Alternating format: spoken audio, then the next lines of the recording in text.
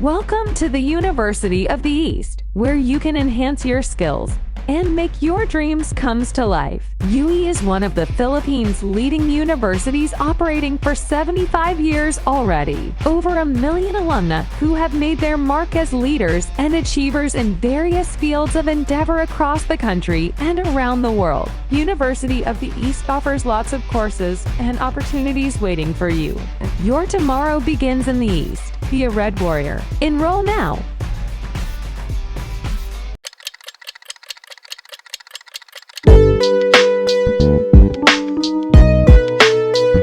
Ano nga ba ang commercial law?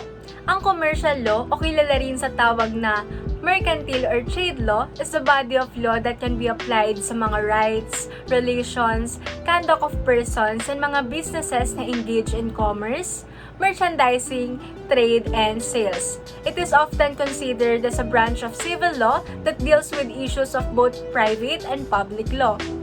Ang purpose ng commercial law is to allow the commercial activity to meet the demands of the business community. In short, commercial law enables trade and protects businesses, but it also avoids fraudulent activity. Regulates and places everything it covers in order. This is also true in the business and corporate world. The Corporation Code of the Philippines, or the Batas Pambansa bilang 68, which was approved and became effective on May 1, 1980, is the law that governs the rules and regulations in the establishment and operation of the stock and non-stock corporations in the Philippines. The code consists of 149 sections that are grouped into 16 titles. The code gives the legal definition of a corporation, and also it clarifies the basic classification of a corporation. Recently, the Republic Act No. 11232, otherwise known as the Revised Corporation Code of the Philippines, was signed by President Rodrigo Duterte and effective February 28, 2019. Pretty sure you're asking yourself, ano nga ba ang dapat kong i-expect sa corporation law? It's really just the provisions of the Revised Corporation Code of the Philippines, the jurisprudence on provisions of the RCCP, and the SEC Memorandum Circular. Basically, it amends a 38-year-old corporation code in an effort to improve the ease of doing business in the Philippines. Ang korporasyon ay isang artipisyal na nilalang na nilikha ng batas na may karapatan sa paghalili at ang mga kapangyarihan, katangian at ari-arian na hayagang pinahintulutan ng batas o likas na pagkakaroon nito. Corporations may be public or private. Public corporations are those formed or organized for the government of the portion of the state. Private corporations are those formed for some private purpose, benefit, aim, or end, as distinguished from the public corporations, which have for their purpose the general good and welfare. What is a corporation? The particular legal definition of a corporation varies by state, but limited liability is generally a key feature. This means that while shareholders benefit from dividends and stock appreciation, they are not personally accountable for the company's debts. When a group of shareholders joins together to form a corporation, they share ownership of the company, which is represented by their stock holdings, and they work toward a shared purpose. According to Investopedia, the great majority of businesses want to make a profit for their shareholders. Non-profit or not-for-profit corporations, such as charities or fraternal groups, are an exception. In any case, as the corporation's owners, their shareholders take no responsibility for it beyond the potential loss of their investment. A corporation's shareholders usually have one vote per share. They hold an annual meeting during which a board of directors is elected. The board of directors appoints and oversees senior management, which is in charge of the company's day-to-day operations. The board of directors is in charge of carrying out the corporation's business plan. Although board members are not personally liable for the corporation's obligations, they do have a duty of care to the corporation and may face personal liability if they fail to fulfill that duty. IHG Hotels and Resorts is a British global hospitality firm headquartered in Denham, Buckinghamshire, England. It is a constituent of the FTSE 100 index and is listed on the London Stock Exchange. Marriott International Incorporated is a worldwide corporation based in the United States that owns, operates, franchises, and licenses accommodation facilities such as hotels, apartments, and timeshares. Bethesda, Maryland is the company's headquarters, founded by Willard and Alice Marriott. The Royal Caribbean Group, formerly known as Royal Caribbean Cruises, Ltd., is a global cruise holding corporation based in Miami, Florida, United States, and incorporated in Liberia. It is the world's second largest cruise line operator behind Carnival Corporation and PLC. Hyatt Hotels and Resorts, a subsidiary of Hyatt Hotels Corporation, is an American global hospitality firm based in Chicago's Riverside Plaza neighborhood that maintains and franchises luxury and business hotels, resorts, and vacation homes. Hilton is a global full-service hotel and resort brand and the main brand of Hilton worldwide, an American multinational hospitality corporation. Conrad Hilton established the corporation in the first place. Ang tatlong hakbang sa pagsasara ng korporasyon. Ang unang hakbang ay dissolution. Sa pagsasara ng korporasyon ay ang pagtanggap ng pag-aproba ng shareholders upang formal na isara ang korporasyon. Ang board of directors ay dapat magpatibay ng isang resolusyon upang buwagin ang korporasyon at makatanggap ng pag-aproba para sa aksyon. Namamahala sa mga batas at mga dokumento ng korporasyon para sa mga partikular na detalye na uugnay sa isang korporasyon. Ang pangalawang hakbang ay winding up. Ipaalam sa mga nagpapautang at gumawa ng mga pagsasaayos sa pagbayad para sa lahat ng mga utang. Isara ang mga bank account at magbayad federal, estado at lokal na buwis, ibenta ang anumang natitirang ari-arian ng negosyo at ipamahagi ang naaangkop na pondo sa mga shareholder. Ang panghuli at ang pangatlo ay ang termination. The corporation's existence ceases when the winding up phase is complete. A state may require the filling of a document that acknowledges the completion of these various tasks. States may also require a corporation to receive a tax clearance as the evidence that the corporation is current on filing tax returns and paying amounts of due. Ano ang partnership? Ang partnership ay isang formal na arrangement ng dalawa o higit pang katao na namamahala at nagpapatakbo ng negosyo at naghahati sa kita. There are several types of partnership arrangements. In particular, in a partnership business, all partners share liabilities and profits equally. While in others, partners may have limited liability. There also is a so-called silent partner, in which one party is not involved in the day-to-day operations of the business. How is a partnership created? Sino-sino ang maaaring mag-form ng partnership? Una, 2 or more individuals with no existing business. Ito ay karaniwang umuusbong sa magkakaibigan na walang negosyo pero may kagustuhan magtayo nito, in which kinakailangan nilang sumang-ayon na mag-form sila ng partnership. In this case, it will be an individual forming a partnership with another individual. Maaari rin sila mag-imbita ng 1 hanggang 20 katao. So here, these 3 individuals or more can now form a business partnership. Isa pang paraan is through sole proprietors and individuals. Dito ang sole proprietor or someone na nagmamay-ari ng unincorporated business ay mag-iimbita ng isang individual para maging partner niya. Ano ang maaaring maging rason nito? Probably ang sole proprietor ay gusto magkaroon ng dagdag kapital at ang individual na iyon ay may kapital na maaaring may ambag kung kaya't hikayatin niya iyon para mag-invest sa business niya. They can also invite another individual to form a partnership or another sole proprietor to be part of the partnership. Lastly, a sole proprietor with sole proprietor or sole proprietors. A proprietor can invite another proprietor to join together to establish a partnership, or they can also invite other proprietors to be part of their partnership.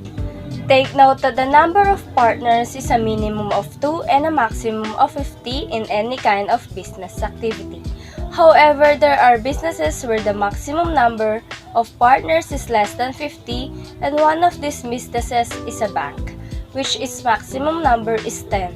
In general, the acceptable maximum number of partners is 20. A partnership is broadly defined as any cooperative activity involving 2 or more parties. Governments, non-profit organizations, corporations, and individuals may all be involved. The objectives of a partnership can also differ significantly. General partnerships, limited partnerships, and limited liability partnerships are the 3 types of partnerships in the narrow sense of a for-profit operation performed by 2 or more individuals. A general partnership's legal and financial obligations are shared equally by all its members. Individuals are held personally liable for the debts of the partnership. Profits are also fairly distributed. A partnership agreement will detail profit-sharing arrangement in writing. Limited liability corporation or LLCs, this arrangement limits partners' liability so that if one partner is sued for malpractice, the other party's assets are not jeopardized. Some law and accounting firms distinguish between equity and salaried partners. They have more seniority than associates but no ownership. They are usually compensated with bonuses based on the company's profits. A limited partnership combines the benefits of a general partnership and a limited liability partnership.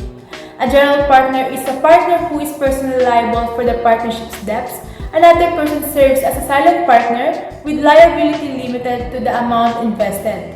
This silent partner is usually not involved in the partnership's management or day-to-day operations. How do a partnership close? A partnership can be closed in a variety of ways. They are when all partners have mutually agreed to close the partnership. Ito yung pinakasimple kasi all partners have mutually agreed to close the business partnership. Partners can give mutual consent or enter into a dissolution agreement.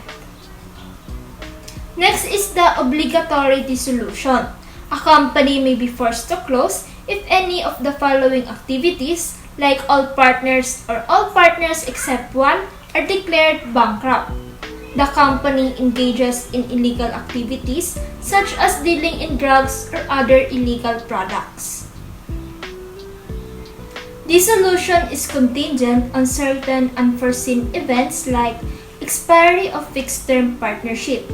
A partnership formed for a fixed term will be dissolved when the term expires.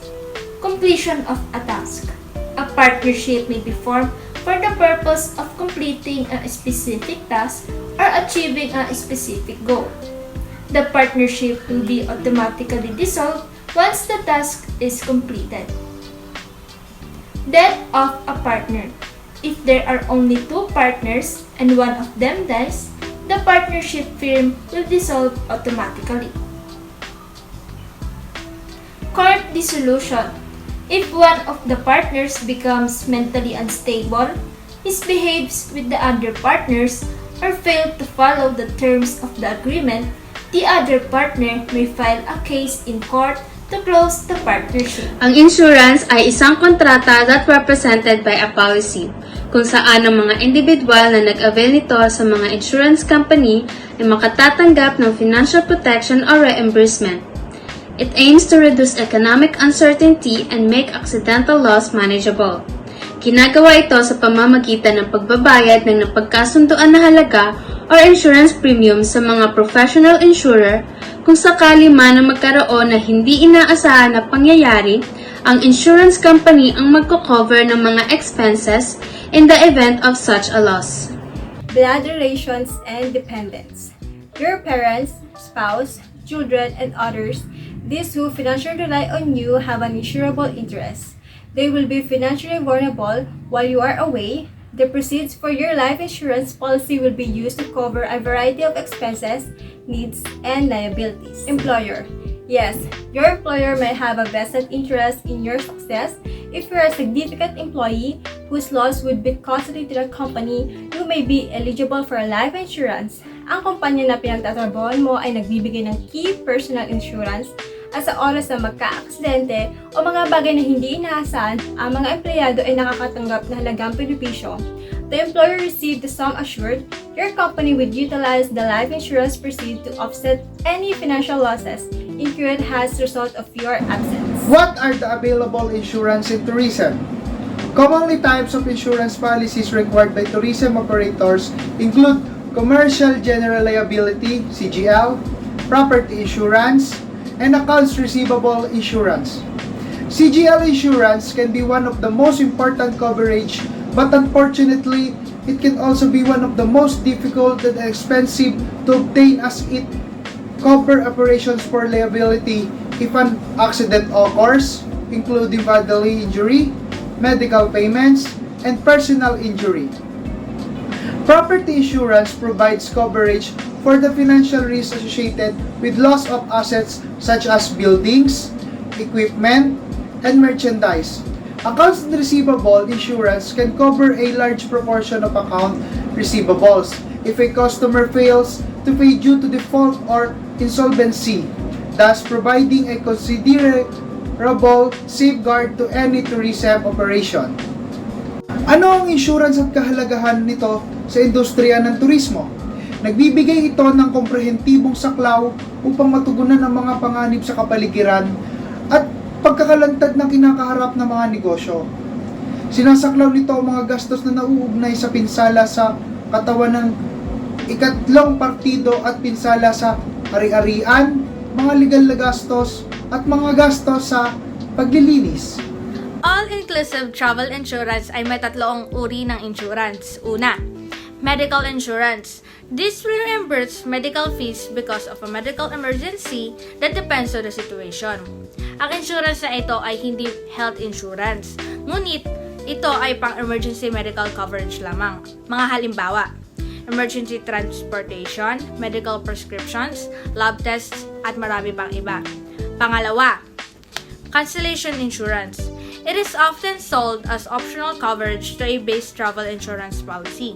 Halimbawa, kung hindi ka makapaglakbay dahil sa isang emergency o hindi inaasang kaganapan, isang patakaran sa pagkansela ng biyahe ang mag-reimburse sa halaga ng iyong biyahe.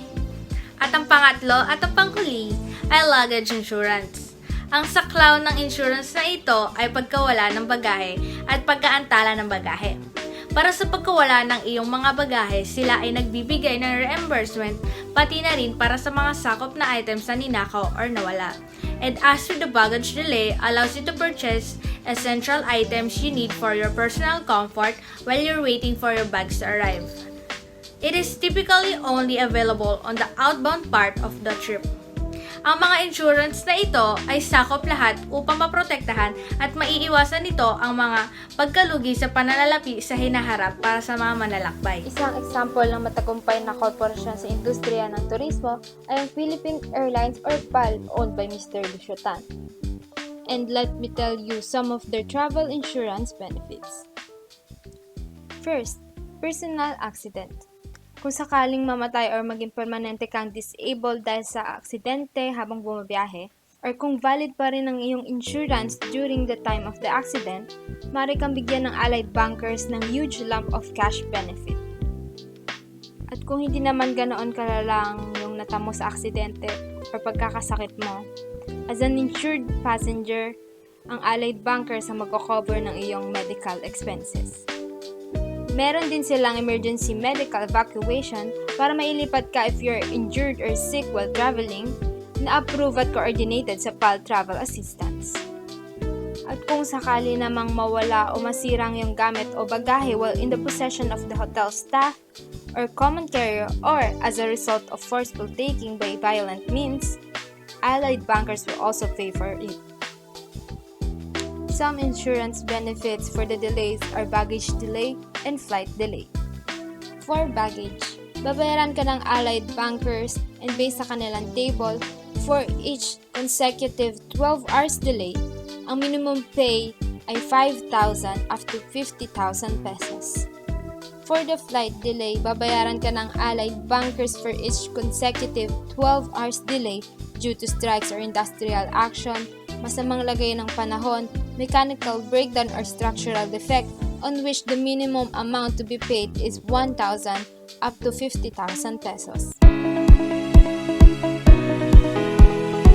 Change being the only constant thing in the world, commercial law is there to maintain peace, security, and order in the economy. Commerce being at the core of a democratic society, being attractive to businesses helps it to be strong economically. Commercial law control over the commercial transactions and help in saving the interests of businesses and society. Nelson Mandela once said, "Education is the most powerful weapon which you can use to change the world." Be educated, not just literate.